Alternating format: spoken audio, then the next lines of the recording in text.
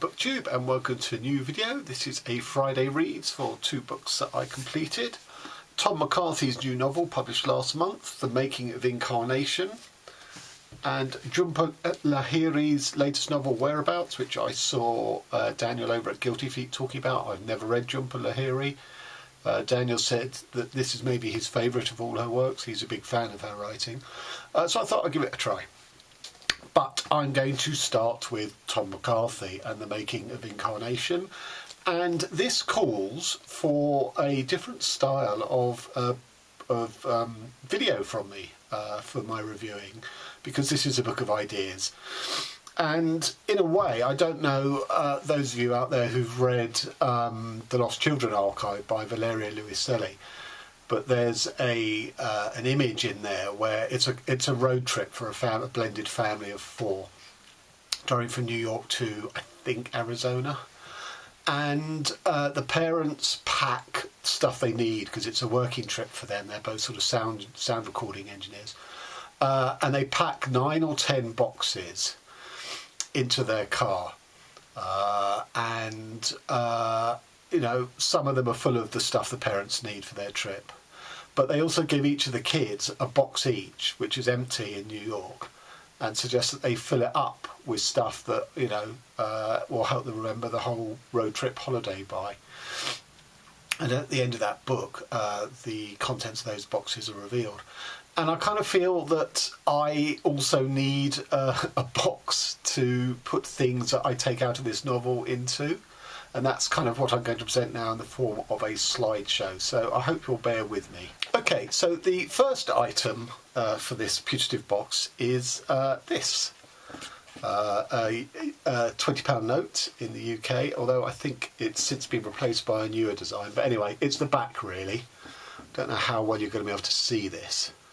But this person is Adam Smith, and there's a quote here which says, "The division of labour in pin manufacturing," it's not actually a quote, it's just why he's on it, "the division of labour in pin manufacturing and the greatest increase in the quantity of work that results."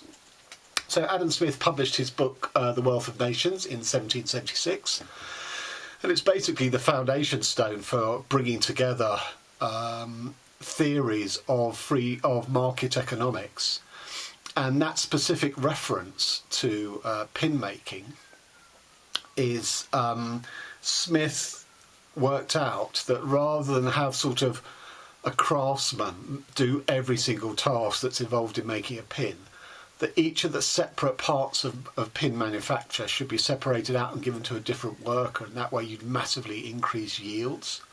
So in a way, it's a theory that the first sort of time and study motion, that instead of having, as I say, one artisan doing all the tasks, you split them out, each individual one, and it's so much more efficient. And of course, time and motion sort of studies have been with us ever since in sort of industry.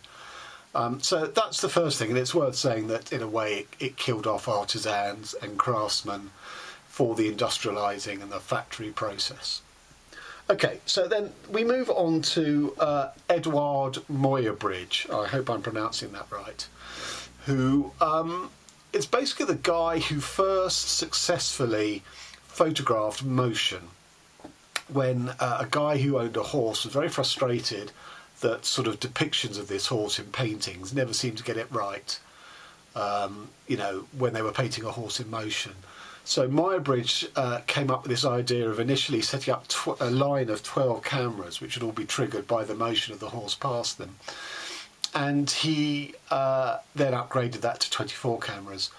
And he got this image, or set of images, of the motion of a horse. And for the first time, human beings realised that there were points in a horse's gallop where all four hooves were actually off the ground. So again, this notion of studying motion, in this case a horse, although he later did ones of like boys doing leapfrog and stuff like that. So again, this notion, as I say, of breaking down into its sort of constituent sub-motions of a galloping horse or leapfrogging boys or whatever. Then we come to Maurice Broomfield. I'm not exactly sure when he was operating, but it was in the 20th century. Now, Maurice Broomfield is the father of Nick Broomfield, who makes documentary films. And one of the documentary films that Nick Broomfield made was on his father, his late father. And his father was a photographer. And he went into British factories up and down the country and took photos of workers in factories at their labour, at their various machines or whatever they were doing. And these, in a way, were part sort of archive, part capturing, you know, what this was, but also it was a sort of artistic project that, you know, he lent great dignity to these characters. But that was it. It was a one man's, although I think other people were doing it as well, but it was one man's portrayal, representation of these various industrial workers and the industrial tasks that they did. Whereas in America, you had a woman called Lillian Galbraith who took this further. She did the ultimate time and motion studies in factories, whereby she erected these boxes, light boxes with cameras. And I don't really understand the technology, but there were sort of rails and I guess the camera moved along the rail and stuff to record workers in factories and other non-factory based things, but particularly workers in factories, and was then able to study the efficiency of the human machine at that workplace in order to devise the factory bosses of, well, maybe that workbench needs to be 6 inches lower, or the worker needs to stand 2 inches closer to the rim, you know, whatever it was to increase efficiency. And this is very much in line with Taylorism and Fordism, you know, this notion of the mass-produced assembly line, conveyor belt, where the human worker standing to the side of it is really just another part of the machine. It's about maximising efficiency. And Galbraith was an extraordinary woman, and, you know, she actually went on to advise NASA and stuff. So these are the elements of the book that are very much, they all, you know, Galbraith appears directly in the book. The others are sort of inferred, and in a way that's the value I got out of this book, was the associations that I could make to, you know, I knew of Muybridge, I knew of Adam Smith. I'd actually studied Adam Smith at school. They're not directly in the book, but their ghosts are, because of all these associations. And it is a book that is really looking at where we are on the cusp of the future in technology, but also human perception. Because in a way, a lot of it is redundant. You know, the notion of time and study to make greater efficiency in factories is redundant, because there are so few factories, and what there are, they're automated. You know, there are very few human beings standing at work tables and stuff. So what McCarthy does in this book is he is giving us motion sensor photography, absolutely cutting edge. And it will look into context of, like, a bobsleigh, you know, how the position of the riders in the bobsleigh are generating air resistance that can be cut down to make it go even faster, into Parkinson's disease and how that condition affects the movement in the muscles, and that is sort of scrupulously observed to see if there's a way of compensating or even getting an idea as to exactly, you know, how the relationship of the nervous system and the brain and the muscles has been impacted by Parkinson's disease.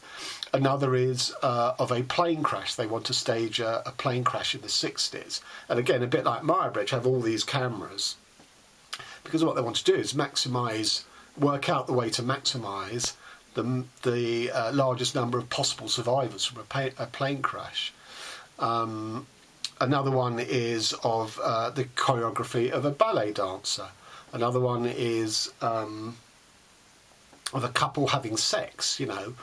And you've seen this in sort of heat maps of couples having sex, but this is much more sort of detailed work.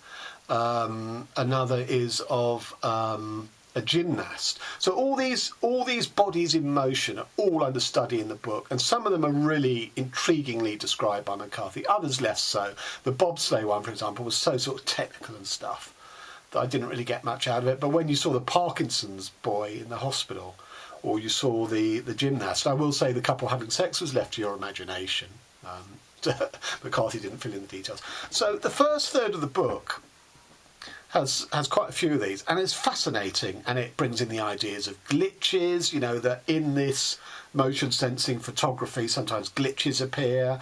You get the sense of sometimes in old-fashioned photography, whenever you had motion, all it did, you got like a smear or a set of lines of motion, that can enter even in the high-tech world of motion sensory photography, and the notion of the glitch and the notion of sort of gaming, clipping, whereby some odd thing appears that shouldn't be there because of a software glitch or a programming glitch and stuff. So all of this stuff is being juggled in the air in the first part of the book by McCarthy, and it's fascinating. Not a lot of characterisation. I ought to say that there are reoccurring characters throughout all the book, but each chapter has different characters from the previous one, or maybe the previous two. So it's very much a sort of a collage in that respect. And as I say, I found it fascinating. And in a way, the key chapter is one on copyright law, because there's a meeting of lawyers, artists, rendering, sort of high-tech computer graphic rendering. They're all brought together in this sort of summit meeting in sort of hush-hush. And we're not told who the person at the top who's bringing them all together is. And in fact, we never learn that in the book, quite why they want this. It was a bit frustrating, but anyway. And they discuss copyright law, because how can you copyright human motion? And why would you want to copyright human motion? And, again, in the industrial context, it's almost like, again, converting humans into machines, but also owning every movement, copyrighting every movement that's involved in an industrial manufacturing process, every human movement, as if it belongs to the boss because it's part of the manufacture of what they're manufacturing. I think that's all I could come up with as to who the big boss, unseen boss at the top was. But anyway, this copywriting law summit is fascinating because, as I say, you can't really copyright everyday motions. Me drinking a cup of tea. You can't copyright the motion of lifting the cup to my lips, whether it's unique to me or whether it's very similar to how everyone else in the world does it. You can't, there's no sense in copywriting it. But in the arts world, dancers very much wanted to copyright their motions, their moves, their motions.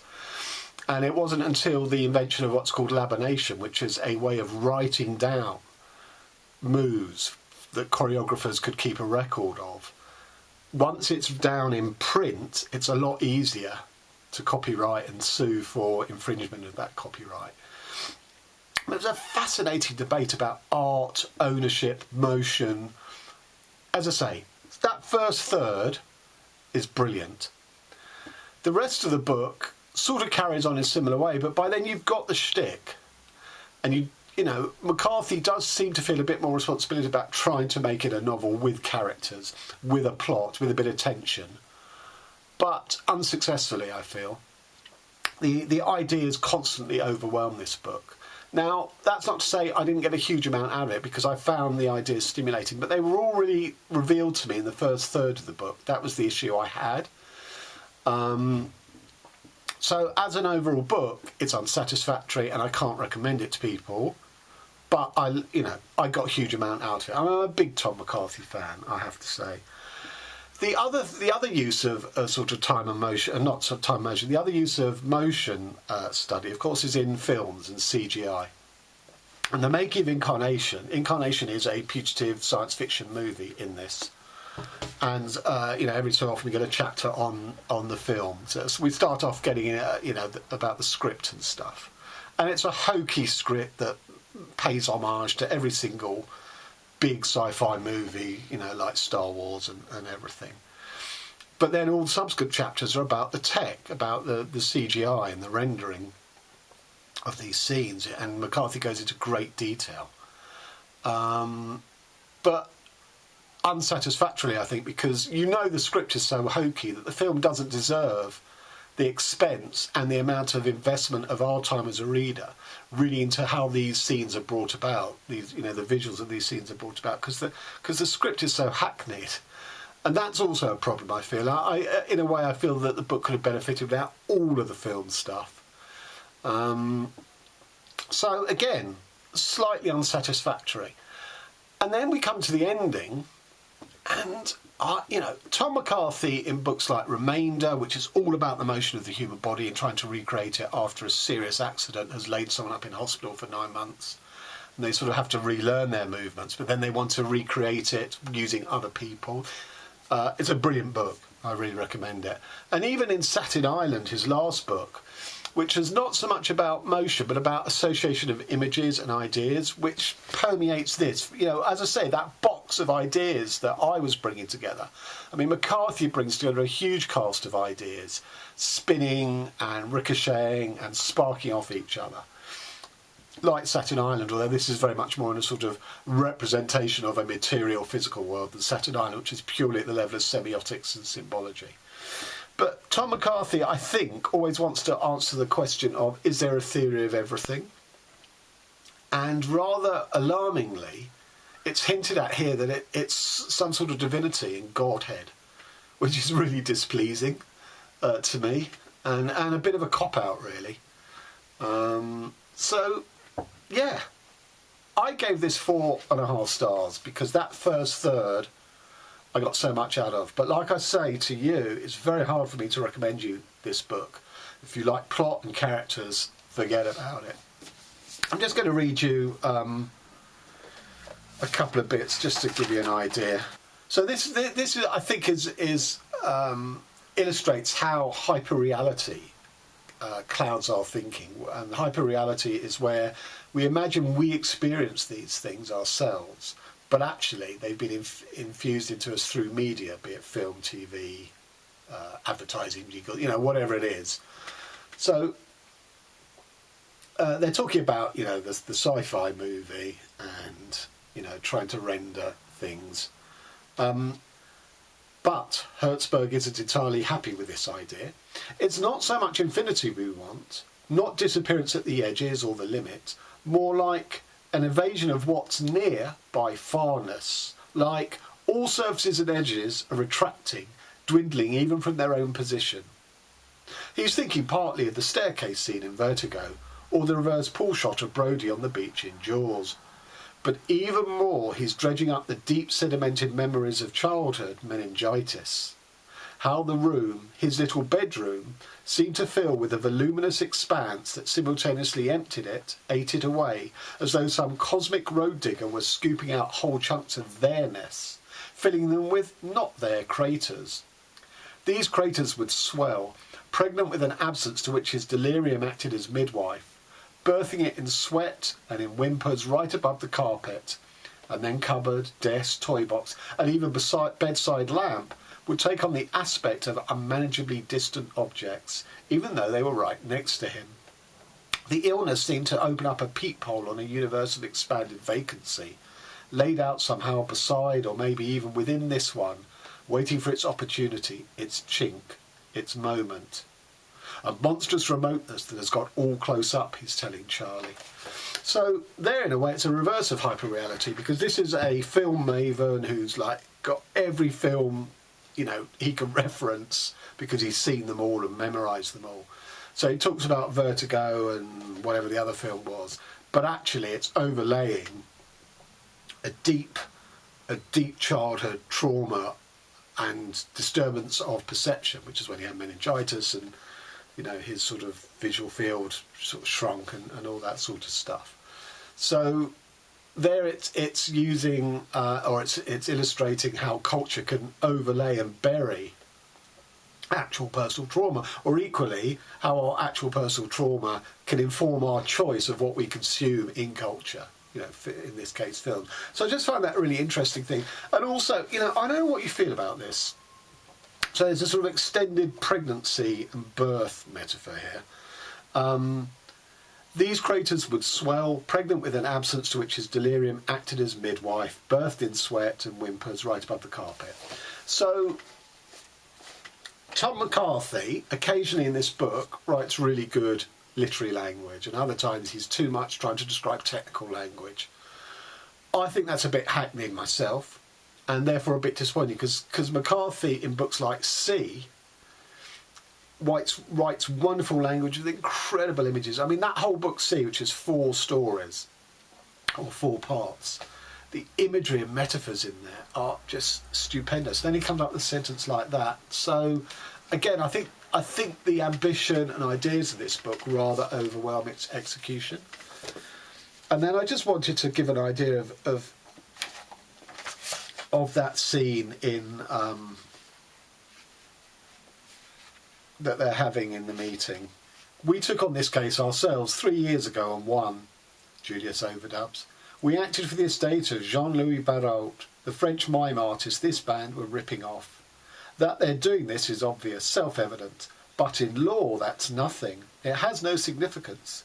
What allowed Barrault's descendants to prevail, despite the migration in medium from vaudeville to video streaming, and the quite considerable time lag over 50 years, what swung it for them was the fact that Barrault, prior to his death, had unusually brought back all the rights to his own work from the various producers who'd contracted over the course of his career. If not, proprietorship would have been corporate rather than individual. That is, the theatres and the theatre productions would have owned it, not him. And to further muddy the waters, dispersed. It would be a matter of tracking down whichever outfits had acquired or inherited the holdings of whatever other outfits had held them prior to that. So again, it's that demonstration of the difference between individual owning their own motion and corporate owning their own motion. And there is a menace that somehow through the digital age, that our actual physical motions, we will no longer own them. That they'll be taken from us maybe in virtual reality or surveillance. We'll have the right to film and use our our motions and stuff without our permission. So, a fascinating if flawed book. I mean, it's not a great novel, but it is a stimulating book. I will just add one thing, that there's 2 women characters, not including Lillian Galbraith, who we get a breakdown of her history. There's 2 women characters in here who are both sort of in junior but hard-working roles, sort of research roles. One is an intern, and the other is a researcher who finds out all the Galbraith stuff. And in a way, they do the key work or raise the key questions that people in the book who are immersed in these issues and can't see the wood for the trees because they're so tunnel vision. These women sort of break open the paradigms or begin to, forge the first cracks to break open the paradigms. But then they disappear from the novel, although one of them reappears right towards the end. And I found that a bit unsatisfactory, really. The fact that they were in very much the sort of junior positions of intern and researcher, and that actually they contributed heavily to the progress of the project at the heart of the book. But then they sort of exit stage left, and the men were left to cull and reap the rewards of that, if there were any. I don't know if McCarthy was aware of that. I think he needs to be. Of course, Lillian Galbraith is such a huge presence in this book, such a towering figure of progress, that women are represented. But she's a real-life historical figure. In the 2 fictional figures that McCarthy's created, as I say, I think they get a short shrift, really. Anyway, so that is Tom McCarthy and my slideshow. And on to Jhumpa Lahiri, Whereabouts. So, as Daniel described, she has a very detached, cool, observing eye tone. That is not to say, though, that she doesn't generate emotion, because she does. But a bit like Rachel Cusk, although more successful than Rachel Cusk, who I find an infuriating writer, and I'll link to my video of reviewing Transit, I think, or Outline, whichever was her first in that trilogy. Lahiri does want to keep the reader at arm's length, but not in a cold way like Cusk does. She's not a cold writer, as I say, there is emotion. So this is sort of a lot of very short scenes in a town that the narrator lives in. Then, very rarely are they longer than 4 pages. And each is titled by the setting, at the piazza, at the cash register, in my head, at the office, all these sorts of things. And then she jumps off to give little vignettes, mainly about other people, but sometimes about her or how it reflects back on her. And it's very, very well done. You really get a sort of panoramic view of this town through this character's eyes. And she says herself that she's never left the environs of the town, that she's very comfortable there. And part of the reason she's very comfortable there is because she lives a life in solitude, and in a way it made me want to go and read Olivia Lang's book on loneliness, which I haven't read. And right at the end, there's a shift in her thinking, which I won't spoil, where she contemplates, sort of breaking the mould of how she's lived her life. I will say, though, Daniel suggested that all her books are in this tone, or pretty much all her books in this tone, and I feel that, okay, I've read it, I've enjoyed it, but I don't need to read it again. I don't need to read it in her other books. I don't think I'd be picking up another Jhumpa Lahiri book. I got the shtick, I enjoyed it, but I don't feel I want to explore it or extend it any further. And I'm just going to give a couple of examples of when I say that, she's not a cold writer at all. So this is a scene called On the Street, and she spots a friend of hers up ahead walking the street with the friend and her partner, and they're having a massive row, and she falls into line behind them and is following this. And basically one of them wants to get a taxi and one of them wants to walk home or something like that. You're always getting your own way these days. I don't see how we can resolve this. After making this statement, she starts to cry, but he keeps walking slightly ahead of her. At the next intersection, he stops and she catches up to him. Why were you opposed to walking and enjoying this sunny day? I'm wearing a new pair of shoes that I haven't broken in yet. Well, you could have told me that. You could have asked. At that point, I stopped following them, having already heard too much. I just think that's such a brilliant little insight into how couples in relationships sometimes don't communicate. That you expect them to know every single fibre of your being and your body and your responses. So that he wants to stay out and go for a walk in the sun. She wants to get a taxi.